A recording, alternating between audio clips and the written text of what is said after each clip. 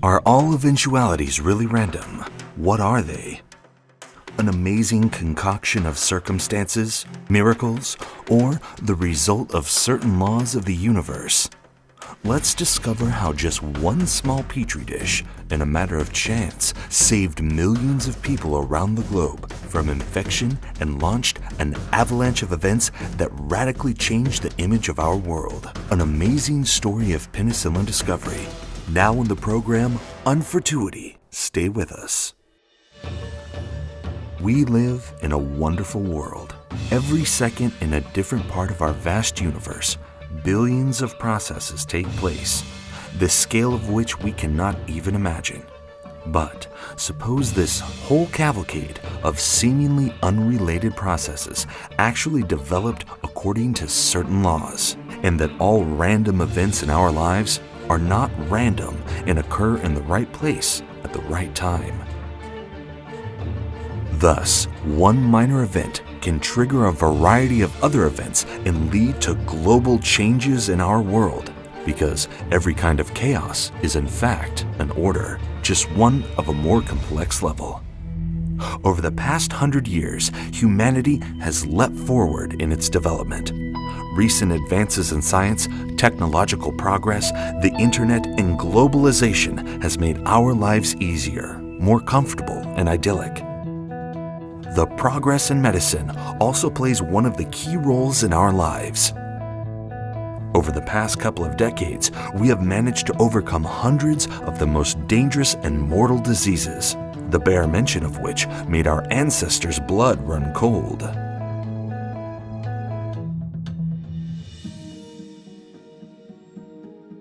Each year, pharmaceutical companies spend enormous sums, comparable with the budgets of entire countries, to produce new vaccines and drugs that are able to cope with a range of infections and viruses in a matter of days. Today, few people can be truly frightened with diseases such as colds, sore throats, or flu. It's no surprise that we all understand that at the first sign of disease, we can use a safe and effective drug that will not only quickly put us back on our feet, but can also be used to fit a number of our body's features, from our age to our medical history. Surprisingly, even at the beginning of the last century, the common cold could often lead to patients dying, as a body temperature above 38 degrees was considered to be critical. Nowadays, it seems unreal. The modern man labels the cold as a mere trifle. Just one call to the emergency ambulance service and several tablets or drops will easily cope with the disease. But did you know that all of this medical progress would not have happened if an amazing concoction of circumstances had not taken place?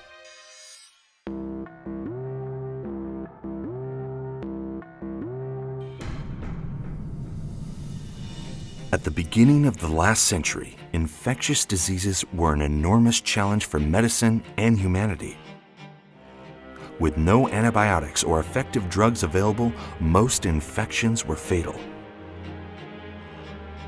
Therefore, leading scientists, doctors, and pharmacists from around the world attempted to discover new drugs. The theory that there are bacteria in nature that can cause both harm and benefit to the human body dates back to the ancient times. In the 3rd century, before the Common Era, the ancient Nubians consumed bacteria as medicine. It was in the form of a soft drink, similar to beer or homebrew. The ancient Incan tribe, Calauea, used a mixture of moldy fungi and plants to treat wounds and diseases.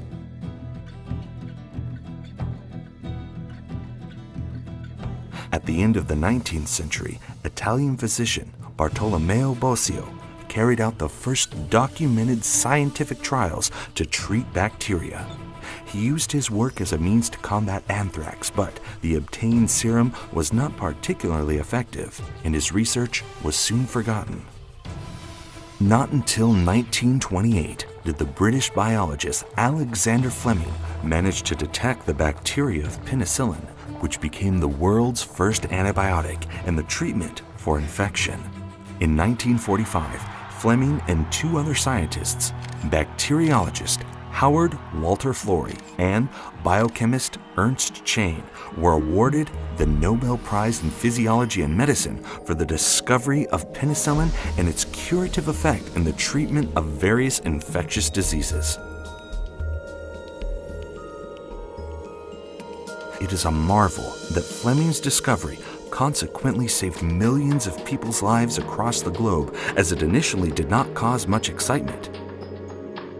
The data on the discovery of the first antibiotic gathered dust on the shelf for more than 14 years, and it would have remained forever forgotten if not for a series of interesting events.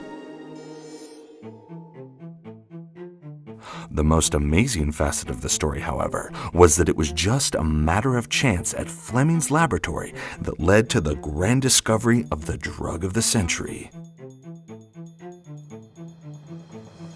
Late summer, 1928. Alexander Fleming had been trying unsuccessfully for weeks to find effective means to combat Staphylococcus bacteria, but he had not managed to progress in his search. A series of failures over-fatigued Fleming. Having plunged headlong into his studies one afternoon, he had completely forgotten about the time.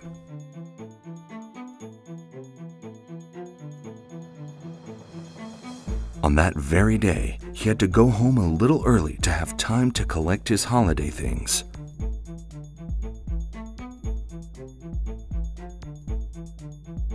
Finally, he had the opportunity to go on a month-long vacation. Despite the degree and his reputation as a talented scientist, cleanliness and carefulness at the workplace had never been Fleming's strong suit. In the rush, Fleming forgot to close the petri dish with the Staphylococcus and left it opened on the table for a month. It was this random slip-up that proved to be invaluable for humanity.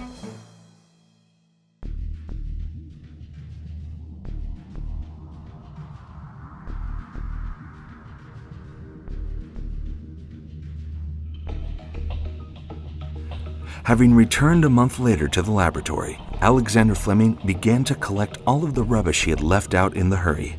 Stumbling upon the open petri dish, Fleming at first did not pay special attention and brought it over to the sink to wash it up. Suddenly, his hand trembled. In the midst of the dark solution containing the Staphylococci colonies, he saw a bright white spot with a blue circle around it. Curiosity overcame him, and Fleming decided to explore the petri dish further. This spot was mold, bacteria of which hit the dish from an open window. When he took a mold sample and examined it under a microscope, Fleming could not believe his eyes. The mold bacteria had completely destroyed the Staphylococcus bacteria. There had been months of unsuccessful studies, but here, from nowhere, success had come. Studying these bacteria, Fleming was able to obtain from them an active substance, what he called penicillin, in honor of the mold Penicillium notatum. Further trials with the bacteria mold excited him, and he wrote in his notes, "Interacting with the sensitive microbes, penicillin has some advantages over conventional chemical preservatives. It inhibits the infection much more effectively than carbolic acid and can be applied to infected surfaces undiluted without causing irritation and intoxication. Even when diluted 800 times, it has a stronger effect compared to other antiseptics. What is particularly important is that penicillin can circulate in the blood and body fluids in a sufficient amount to destroy bacteria sensitive to it in conjunction with the body's natural defense without causing harm to the body."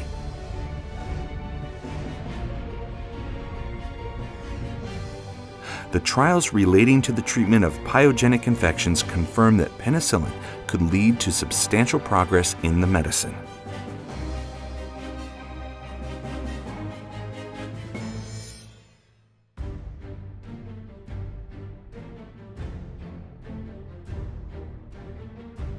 September 13, 1929, during a meeting of the Medical Research Club at the University of London, Alexander Fleming delivered his report entitled Culture of Penicillin, and thus revealed his findings to the public for the first time.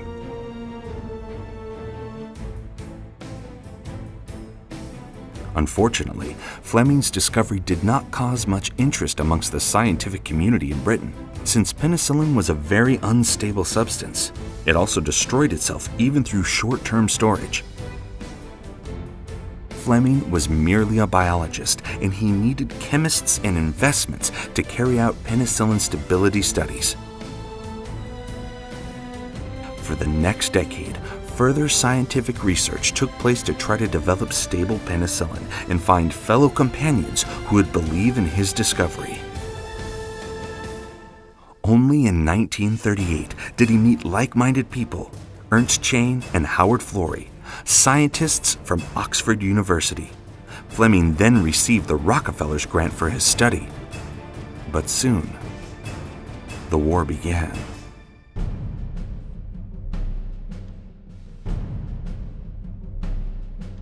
Despite the military operations and threat to life, the Oxford group did not lose hope of obtaining pure penicillin.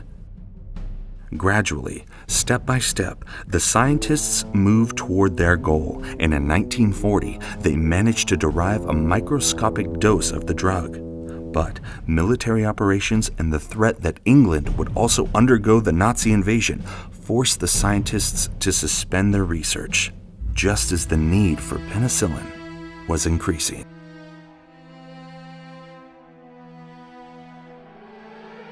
From September 6, 1940, German troops launched an operation, London Blitz, during which London was subjected to regular bomb attacks until May 10, 1941.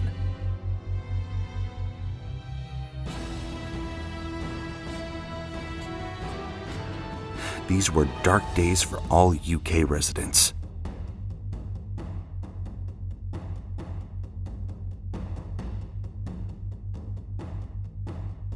During this brief period, more than 7,500 bombs were dropped over London.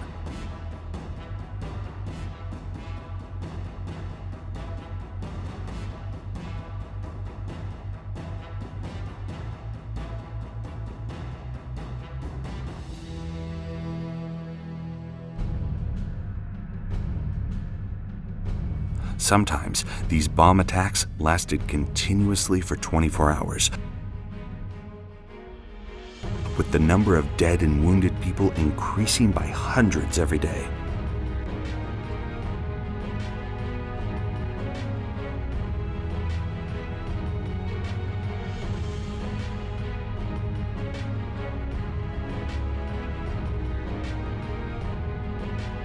One of the most difficult days for the UK was the 29th of December, when about 8,000 people died in London. Field hospitals were not physically able to cope with the overflow of wounded people.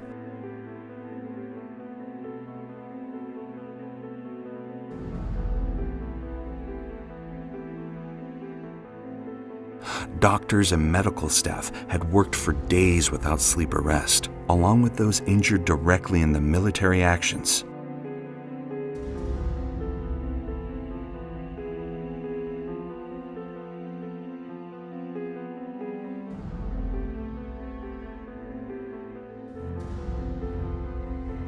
A colossal problem was the mass mortality rate from the infections and blood poisoning.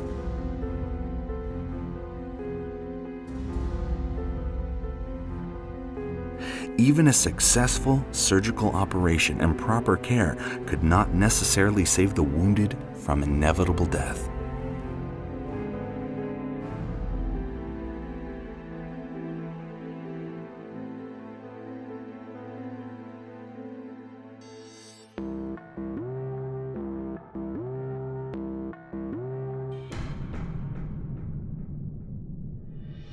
After several years of conflict, the world realized that it had never faced a war of such great magnitude. Even in the First World War, human losses were 4 times fewer. Every day, the war took over 38,800 lives around the globe. During 3 years of battle, Britain lost more than 230,000 people, including 190,000 military officers and 40,000 civilians.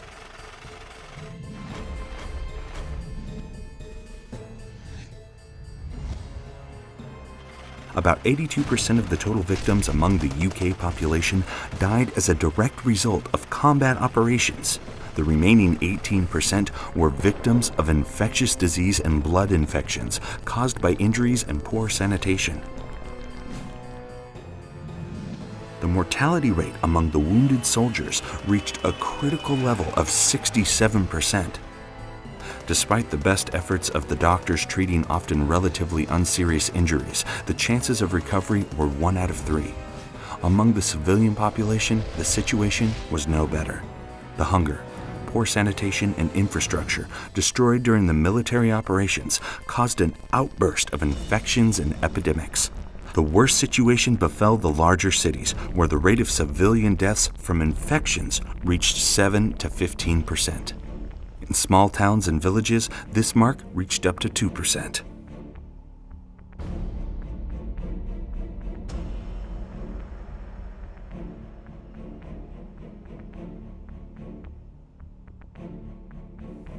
The need for medicine to fight infection was critical. The UK government set a challenge to develop such a drug by all manner of means.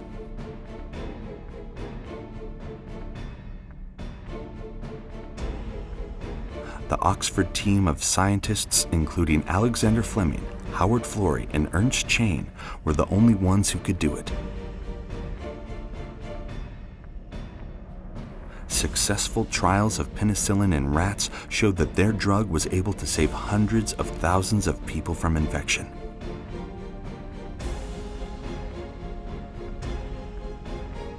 The only problem that scientists faced was the inability to carry out further research and to establish production in the UK due to military actions.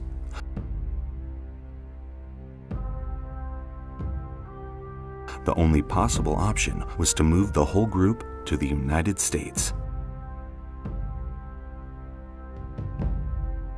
With the support of the governments of the United Kingdom and the United States, the scientists successfully continued their studies.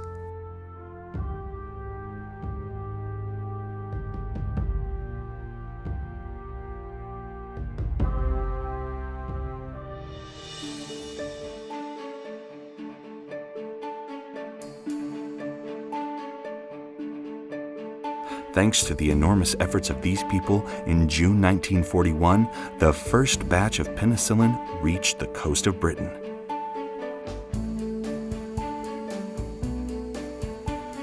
After penicillin was delivered to England, it was immediately tested on 200 patients who had a general purulent infection and other serious infections. 143 patients who underwent treatment recovered. After that, penicillin was sent to all hospitals in Great Britain. The effect of penicillin was incredible. One of the doctors at the London hospital wrote in his personal diary, "In that time, we had to cope with a huge number of infectious wounds, severe burns, infected fractures, streptococci. I learned by experience that sulfonamides, like other drugs, had no effect. The last of the preparations that I tried was this new penicillin. I started to treat the young officer Newton using this drug. He was already lying with multiple fractures in both legs. The young man was nothing but skin and bones. He had a fever. Under those circumstances, he was soon to die. At the time, this was the inevitable outcome of all chronic infection.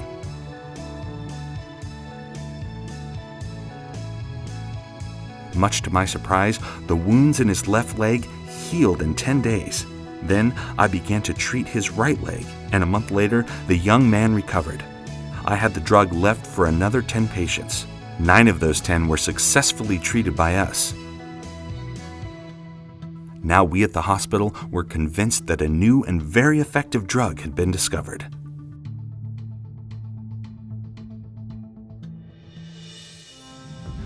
By 1944, penicillin was produced on an industrial scale, and practically every British and American soldier wounded on the front could get access to it. More than 10,000 vials of penicillin was produced every day. Thanks to penicillin, the rate of mortality among the wounded soldiers and civilians dropped from 67% to 23%, which significantly influenced the overall dynamics of mortality. In just a few months, epidemics of infectious diseases in all major UK cities were completely defeated with the use of penicillin. At the end of the war, the amount of penicillin produced was sufficient to treat the entire population of the United Kingdom and the United States, namely for more than 170 million people. In the post-war years, penicillin could be virtually found in all clinics around the world, and it became a universal panacea for all mankind. On the basis of its success, a new group of antibiotics were developed. Doctors could now manage more than 100 dangerous and previously untreatable infectious diseases such as anthrax, pneumonia, diphtheria, sore throat, scarlet fever, meningitis, rheumatism, eczema, lupus, and syphilis. Today, various antibiotics are still amongst the most effective means to fight against some viruses and certain forms of cancer. According to many historians, penicillin and other antibiotics, determined following its discovery, have saved more than 200 million lives across the globe. Thus, Alexander Fleming's accidental discovery became the greatest breakthrough in the history of medicine.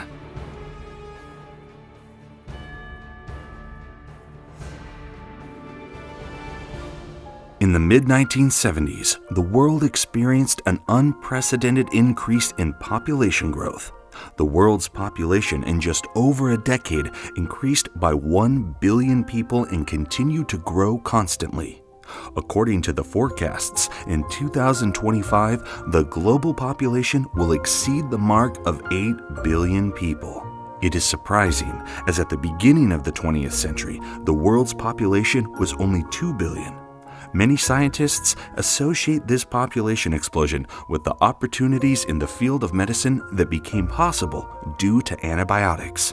It is striking that only one small petri dish left open and a matter of chance have triggered such an incredible journey, which, in the end, helped save billions of lives and make an enormous breakthrough in medicine. Penicillin and antibiotics became not only effective drugs able to overcome dozens of complex diseases, but they became a guarantee of our comfortable life and tranquility. Nothing in our world happens by accident.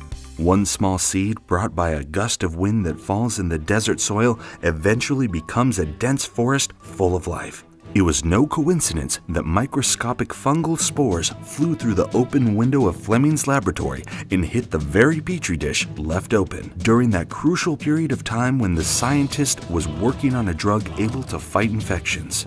It is difficult to imagine what the history of mankind would be if on that fateful September morning, Fleming had washed up the petri dish containing the mold. Such a coincidence is a real miracle. We wish you to run into your own miracle too. Look closely.